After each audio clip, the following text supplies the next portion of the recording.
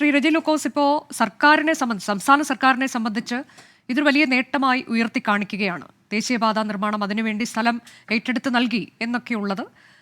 ആ സമയത്ത് നമ്മളൊക്കെ വലിയ പ്രതീക്ഷയോടെ കാണുന്ന ഒന്നുകൂടിയാണ്. ഇതിൻ്റെ നിർമ്മാണം പൂർത്തിയായി വരുന്നു, നമുക്ക് എത്ര വേഗം തിരുവനന്തപുരത്തും ടു കാസർഗോഡ് എത്തിച്ചേരാൻ കഴിയും എന്നൊക്കെയുള്ള പ്രതീക്ഷയിൽ നമ്മൾ പോകുമ്പോഴാണ് തുടർച്ചയായി ഇങ്ങനെ വാർത്തകൾ വരുന്നത്. അതായത് കാലവർഷം തുടങ്ങിയിട്ടില്ല എന്ന് ആലോചിക്കണം.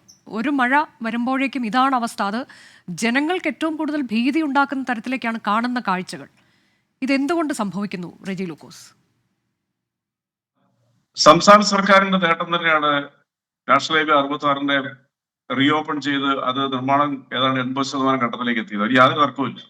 6000 കോടി രൂപ UDF സർക്കാർ ഉപേക്ഷിച്ചിട്ട് പോയ പദ്ധതിക്ക് വേണ്ടി 6000 കോടി രൂപ കേന്ദ്ര നാഷണൽ ഹൈവേ അതോറിറ്റിക്ക് നൽകി. ബഹുമാനപ്പെട്ട മുഖ്യമന്ത്രി പലതവണ കേന്ദ്ര ഉപരിതല ഗതാഗത മന്ത്രി നിതിൻ ഗഡ്കരി നേരിട്ട് കണ്ടിട്ടാണ് ഈ പദ്ധതി യാഥാർത്ഥ്യമാക്കിയത്. കേരളം ഒരു അഭിമാന പ്രോജക്ട് തന്നെയാണ്. പക്ഷേ ഇപ്പോൾ ഉണ്ടായ നിർമ്മാണ പ്രവർത്തന അപാകതകൾക്ക് സംസ്ഥാന സർക്കാരിനായിട്ട് യാതൊരു ബന്ധവുമില്ല. അത് നാഷണൽ ഹൈവേ അതോറിറ്റിയാണ് അതിന്റെ അലൈൻമെന്റുകൾ നിശ്ചയിച്ച് അതിന് വർക്കുകൾ നടത്തിയത്. ഒരു ഉദാഹരണം ഞാൻ പറയാം.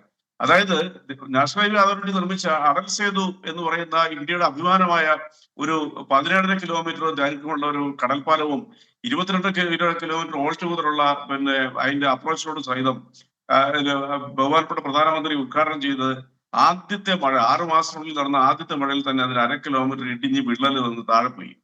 അന്ന് മഹാരാഷ്ട്ര PCC പ്രസിഡന്റ് നേതൃത്വത്തിലുള്ള വലിയ പ്രക്ഷോഭമുണ്ടായി ദേശീയപാത അതോറിറ്റിക്കെതിരെ. 75,000 വാഹനങ്ങൾ ഓടുന്നിടത്ത് ഇപ്പൊ അവിടെ 10,000 വാഹനങ്ങൾ മാത്രമേ നിയന്ത്രണമായിട്ട് ഓടിക്കാൻ സർക്കാർ തയ്യാറായിട്ടുള്ളൂ. അതുകൂടാതെ തന്നെ ബീഹാർ എന്ന് പറയുന്ന സംസ്ഥാനത്ത് നാഷണൽ ഹൈവേ അതോറിറ്റി നിർമ്മിച്ച 17ഓളം പാലങ്ങൾ കഴിഞ്ഞ ഒരു വർഷത്തിനുള്ളിൽ തകർന്നു വീണത് നമ്മളെല്ലാം മുമ്പിൽ വാർത്തകളായിട്ടുണ്ട്.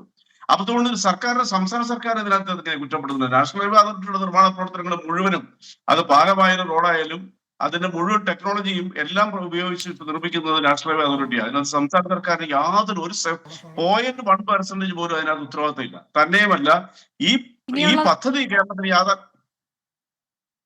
ചോദിച്ചോളൂ.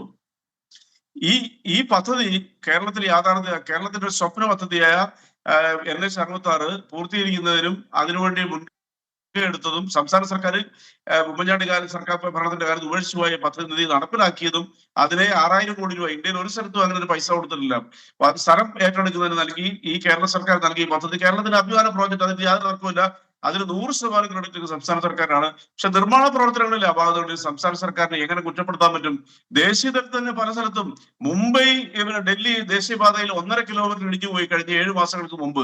അത് പിന്നെ ഓപ്പൺ ചെയ്യുന്നതിന് മുമ്പാണെന്ന് ആലോചിക്കാം.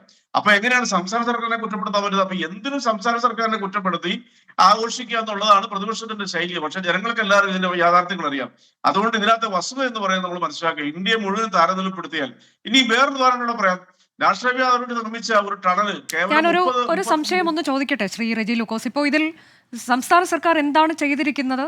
ഭൂമി ഏറ്റെടുത്ത് നൽകി എന്നൊക്കെയുള്ളത് നമുക്കറിയാം. പക്ഷേ സർക്കാരിന്റെ ഭരണ നേട്ടം എന്ന തരത്തിലേക്ക് ഇതിനെ ഇത്രയധികം അങ്ങനെയെങ്കിലും ഉയർത്തിക്കാട്ടുന്നത് എന്തിനാണ്? ഇതിലൊരു ഉത്തരവാദിത്വവും ഇപ്പോഴില്ല എന്ന് പറയുകയാണ് എന്നുണ്ടെങ്കിൽ ഇതൊരു ഭരണ നേട്ടം എന്ന തരത്തിലേക്ക് അങ്ങനെ ഉയർത്തി കാണിക്കാനും മാത്രം എന്താണുള്ളത് റെജി ലൂക്കോസ്? അല്ല, ഭരണനേട്ടം തന്നെയാണല്ലോ സംസ്ഥാന സർക്കാരിന്റെ ഇച്ഛാശക്തി. അതാ ഞാൻ പറഞ്ഞത്. നാഷണൽ ഹൈവേ അതോറിറ്റി ആയിട്ടുള്ള തർക്കത്തിൽ അവരെ ഉന്നയിച്ച കാര്യങ്ങൾ നടപ്പിലാക്കാൻ വരാതെ തങ്ങൾക്ക് ഈ പദ്ധതി വേണ്ടാന്ന് പറഞ്ഞ് ഉപേക്ഷിച്ച സർക്കാർ, ഉമ്മൻചാണ്ടി സർക്കാർ, നാഷണൽ ഹൈവേ അതോറിറ്റിയുടെ ഓഫീസും പൂട്ടി എന്നേക്കുമായി അടച്ചുപോയ പദ്ധതി റീഓപ്പൺ ചെയ്ത് വളരെ പോപ്പുലേഷൻ ഡെൻസിറ്റി ഉയർന്ന കേരളത്തിനെ സംബന്ധിച്ചോളം ഗതാഗതത്തിന് വേണ്ടിയിട്ട് അടിയന്തരമായ ആവശ്യമായ നാഷണൽ ഹൈവേ 66 യാഥാർത്ഥ്യമാക്കിയത് ഈ സർക്കാരാ. അത് അഭിമാന പ്രോജക്റ്റാണ്. അതിന് ക്രെഡിറ്റ് പക്ഷേ ഒരു ഉത്തരവാദിത്വം ഏറ്റെടുക്കില്ല. അല്ല, ഉത്തരവാദിത്വം മറ്റൊരു കേന്ദ്ര സർക്കാരിന്റെ കീഴിലുള്ള സ്ഥാപനം ചെയ്യുന്നതിന് നിർമ്മാണ ഉത്തരവാദിത്വം എങ്ങനെ സംസ്ഥാന സർക്കാർ ഏറ്റെടുക്കാൻ പറ്റുക? അത് ആർക്കെങ്കിലും ഏറ്റെടുക്കാൻ പറ്റുമോ?